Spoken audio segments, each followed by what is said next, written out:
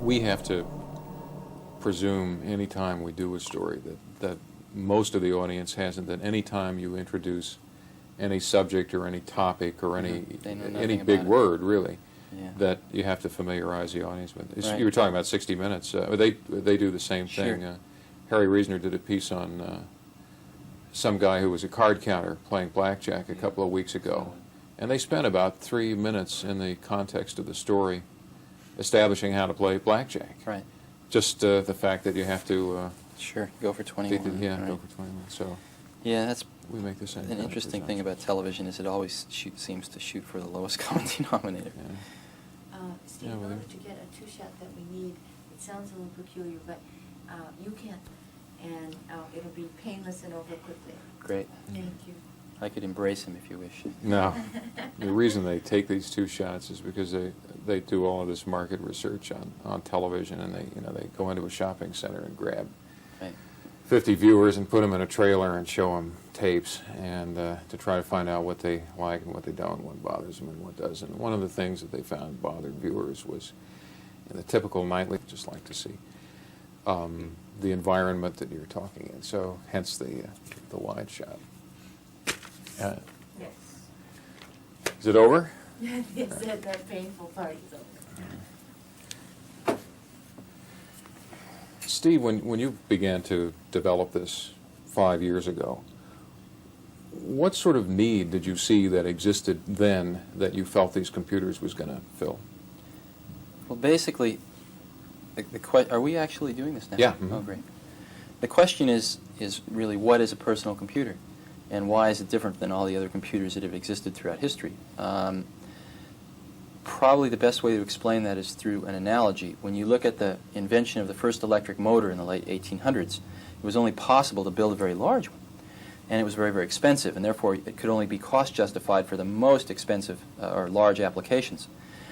And the electric motor really took its next step in proliferation when somebody hooked a long shaft to it and ran it down the center of a factory, through a series of belts and pulleys, brought that power down to maybe 15 or 20 individual workstations, thereby cost justifying or sharing that horsepower among some medium-sized applications. But the electric motor really achieved a true proliferation in the society with the invention of the fractional horsepower electric motor. And at that point, the horsepower could be brought directly to where it was needed on a personal scale, cost justified for a small number of things. And we see the same thing, the same evolution, if we examine the history of computing. The first computer, ENIAC, in 1946, was designed primarily for weather and ballistic calculations, very large tasks. And the next revolution in computing was in the 1960s with the invention of what's called time sharing. In essence, sharing one of these very large computers with maybe 40 or 50 terminals scattered through a company, and thereby cost justifying it for medium-sized applications. What we think the personal computer industry is about is the invention of the fractional horsepower computer, something that can be cost justified on the personal level, something that weighs 12 pounds that you can throw out the window if you don't like. And it's really changing the way that people interact with computers. There's a one-on-one relationship that develops between one person and one computer. Now, when you use the term a personal computer, you're avoiding the term a home computer. Yes. For a deliberate reason, right? Right. We segment our market really into four major segments: education, professional small business, home consumer, and scientific industrial. Now, the home market hasn't really taken off. It's probably the smallest of those four I've listed. We view the home now not as a market really, but as a location in which personal computers are used for a variety of functions sometimes. In other words, you can use a personal computer to do some portfolio management on some stocks. You can use a personal computer to do some educational. Can I answer that question? Sure, yeah. Okay, yeah, you can just pick it up and we'll yeah. Oh, okay. Great. So, and you were, when you grew up, you say, we're still waiting for question, and we'll pick it up there. Great. Okay, John? And when you use the term a personal computer, you're deliberately avoiding the use of the term home computer, aren't you? Right.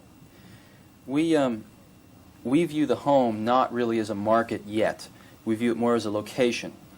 We sell a lot of personal computers that are used for financial analysis, for education in schools, for running laboratory experiments in universities and in in scientific applications.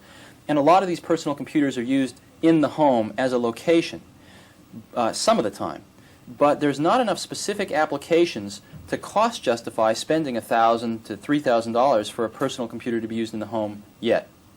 So we don't think the home is quite yet ready either culturally or economically. What type of person would need a personal computer today of the type you offer? Well, it gets back to the question of what is a personal computer again. Again, another analogy. There was an article in Scientific American in the early 70s which compared the efficiency of locomotion for various species of things on the planet. In other words, they measured how much energy it took for a bird to get from point A to point B compared with the energy it took a fish to get the same distance, and a goat and a person and all sorts of other things. And they ranked them. And it turns out the condor won. Condor was the most efficient, and man came in with a rather unimpressive showing about a third of the way down the list. Somewhat disappointing. But someone there had the insight to test the efficiency of man riding a bicycle. And man riding a bicycle was twice as good as the condor, all the way off the end of the list. And what it really illustrated was man's ability as a tool maker to fashion a tool that can amplify an inherent ability that he has.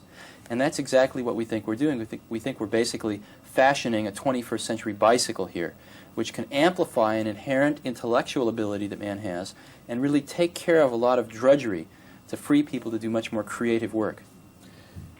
Does this mean, do you think, that personal computers in the 21st century will be as much a part of a home as, say, a refrigerator, a vacuum cleaner? We can look at what's happening right now. As an example, in the state of Minnesota, which is probably the leading state in the country, over 97% of the kids that graduate from high school have hands-on experience with an Apple before they graduate. Now, these kids are growing up learning how to use this new tool in many, many phases of their life. They're hitting college, the same thing's happening. And so, very rapidly, the process of the integration of personal computers into the society will be accomplished. Let me illustrate two other processes which have happened in our lifetime very similar to this. You probably haven't used a piece of carbon paper or seen a mimeograph machine in a while. And yet, the first Xerox machine was introduced less than 20 years ago. It'll be 20 years ago next month. And in 20 years, it's radically altered the way that we work. Another process, the HP 35, first scientific handheld calculator, was introduced by Hewlett-Packard in 1972. Well, we all know where that's gone in just 9 years. But another interesting sidelight is in 1978, the largest manufacturer of slide rules in the world stopped making them entirely because the market had gone away. 6 years. So we see that it is possible in our lifetimes for a process like this to radically influence the way that we work and even start to look at life. When you say start to look at life, where is the impact going to be felt most? In the intellectual process, in the day-to-day living process that is running the household, in terms of the way you spend your leisure time? Is there any way to pinpoint one of those areas as being the most likely to? What we have seen in almost all applications of personal computers that have happened to date. The industry is only 5 years old, but we've shipped, in excess of 150,000 personal computers ourselves. We've seen a dramatic increase in the creativity of people in dealing with a problem. Rather than doing the drudgery, rather than using traditional tools, people are freed to think about the conceptual issues involved and the creative issues involved, and use the computer actually to plow through the drudgery. This is in education, where students can actually learn at their own pace, where they can interact with a computer rather than just having a one-way communication through the medium of television or books. They can actually interact with the medium. We're seeing this in the professional sphere, where we no longer have, as an example at Apple, we no longer have secretaries at Apple. We have what we call area administrators. They're using the computers for all their word processing. They do all departmental budgeting on it. We do our entire forecasting using our own tools. And we're actually changing job descriptions based on allowing people to do more creative work rather than more work. You mentioned that the calculators eliminated in at least one case the need for slide rules, that your secretarial job descriptions are changing. Yes. Are there any other major areas that personal computers are going to change in that direction that most people would be familiar with or make obsolete? Well, I don't think personal computers are making anything obsolete in the sense of what people do. I think they're enriching what people do. Again, there is a common conception that people have of computers, which is more along the lines of 1984. Very large, very centralized computers. And I know the privacy issue is very, very hot in the media these days. But what we're finding is that when people actually see what a personal computer is, they see something that looks, approximately, they can hold it in their hands, it weighs 12 pounds. Again, they can throw it out the window if they don't like it. And it is very decentralized. It's very democratic. And it's something that completely is almost the opposite of the 1984 conception we have. And what we're finding is it is enriching people's lives. It is freeing people to do things we think people do best.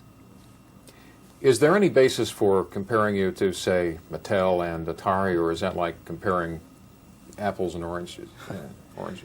We describe our business as really making tools and not toys. And we're really interested in providing that bicycle type of tool to the marketplace. I think some other people are more interested in providing an entertainment value, which is valuable, of course, too, but that's not our business. Is there a difference in your technology as well? There's something happening, actually, in the whole personal computer industry with all the serious competitors. Again, this process of integrating personal computers into the society is going to take maybe 10 years to conclude. And we, of course, want to continue to sell more and more and more computers. The key to that will be to make the computers easier and easier and easier to use. And the way that that's going to happen is we're going to be spending more and more of the computer power in the box to adapt the computer more to the way people are familiar with doing things, so that people have to adapt less to the way computers do things. And therefore, it will require a more sophisticated computer. That's the paradox in our industry right now. To make a computer simpler to use requires a more sophisticated computer. That's part of the reason the home market doesn't exist yet, because if you think about it, the home user needs the easiest to use computer, therefore the most sophisticated, therefore one of the most expensive. So we expect prices not to come tumbling down in the next few years, but actually to you'll get more computer power for the same dollar. You might even see prices increase a little. But the computers are going to get dramatically easier to use. So, you and your partner grew up in this valley, Silicon Yes. Valley. What kind of culture existed here that's led to all of the building that's gone on, all the companies that have been created? this Santa Clara Valley, which we all refer to affectionately as Silicon Valley, is probably one of the finest examples of what I call sort of an entrepreneurial risk culture anywhere in the world. And both my partner Steve Wozniak and I both grew up here.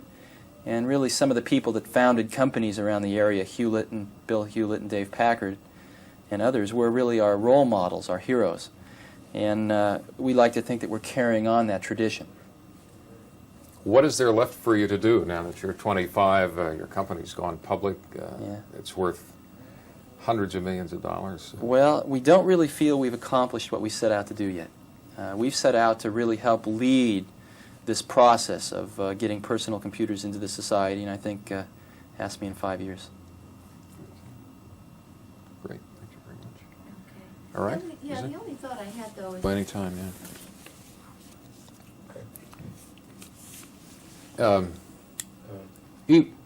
Go ahead. Sure. Even though you and the video game manufacturers really exist in two different worlds, Yes. is the fact that children and people in general are becoming so familiar with the use of these video games and the simple computers that go along with them going to make people more aware of personal computers in the future, do you think, and better able to deal with them? Sure. Matter of fact, it's not even only occurring in the video game area, it's occurring, as an example, with an automated bank teller. People are interacting more and more with intelligent devices, whether it be an intelligent game or an intelligent bank teller or whatever. And you're already seeing it in society now. People are becoming more and more familiar with interacting with intelligent electronic devices. And that's changing things culturally. It's a step along the way. Thank you. Okay, thank you very much. Yeah. Did you get what you want? Is that? Yeah, that was good, and I Yes. think it's doesn't tie you to them, and yet it professionally, but I think it does to the idea that Los Angeles, just because there's so much work on that coast, and then the other 5 or 6 months, you know, in between. Other Where locations. exactly Iowa. you're? What, The do you need first Steve talking, or do you want me to re-ask? Or do Yeah. Okay, you don't even need to re-answer. What they'll do is take this and splice it in. Great. You know how it works. So I don't need to talk. No. Great. Just nod or Just don't something, fall so when they make the asleep. edit, it'll look as if Yeah, you're make right. some physical motion. It's fine. Yeah, all right. I'm going to begin with the re-asks, okay, John? Just gotta have, Great. When you began to develop this business 5 years ago, what sort of need for personal computers did you observe? All right. Steve, when you began to develop the business about 5 years ago, what needs for personal computers did you observe then? When you use the word personal computer, you intentionally Okay. avoid the word home computer, is that right? Now, when you use the term personal computer, you deliberately avoided the use of the term home computer, right? What type of person would have a personal computer today? What type of individual would have a personal computer? What type of individual would buy a personal computer today? This was just That's a right. statement. We always get a lot of good answers. There's re-asks here, too. This was just a statement. Okay. Does this mean that personal computers in the 21st century would be as ordinary as, say, a refrigerator? Okay. Does this mean that personal computers in the 21st century would be as ordinary a part of a household as, say, a refrigerator, a vacuum cleaner? I can't crack this guy up. Oh, yes, you can. I used to be the easiest guy. That's another story. I'm not going to tell it where they'll have it on tape. Somebody will pull it out of a blooper reel. I'm not rolling. Yeah, sure you're not. Okay, next question. Okay. Where is the impact of personal computers going to be felt the most? Okay. Where's the impact of personal computers going to be felt most in the future? And then there was a lengthy question that had to do with calculators and secretarial jobs and any other changes he might foresee in the future. Okay. If calculators are making slide rules obsolete, and your computer is allowing you to redefine your secretarial jobs into other categories, more creative categories, what other types of things are going to change as a result of personal computers or be made obsolete? That do it? Even though you and the video manufacturers, or Apple and the video game manufacturers exist in different worlds, is there some awareness of computer Oh, okay. technology that comes from? Even though Apple and the video game manufacturers really exist in two different worlds, are these video games, in a sense, getting people more accustomed to the idea of personal computers? Okay. That's the end. Great. I need some John. Now I will listen to Paul Steve, right? listening. Steve, And you can say talk. anything. Anything This I is want to. this is the fun part. Yeah. Where do you vacation in this area, or do you go other parts of the Filler world? conversation. Yeah. Yeah. No, I don't. I haven't taken a vacation in a long time. So that's how I measure whether I'm successful, is whether I could take off for 3 months. So Yeah. far, I'm not successful. Yeah. Well, someday. Oh yeah. How do you build an executive core around a company like this? Obviously, you and your partner had to take an awful lot of responsibility for. Well, one of the things that we always did was we tried to hire somebody who was better than us in a particular thing. That's still my greatest joy around here, is when we hire somebody that's better than I'll ever be at one particular thing. So you try to hire just really outstanding people that are they're actually much too senior for the current jobs that you have, but you know you're planning to grow so fast that in 6 months the job's just right for them, and in a year they're scrambling to keep up with it.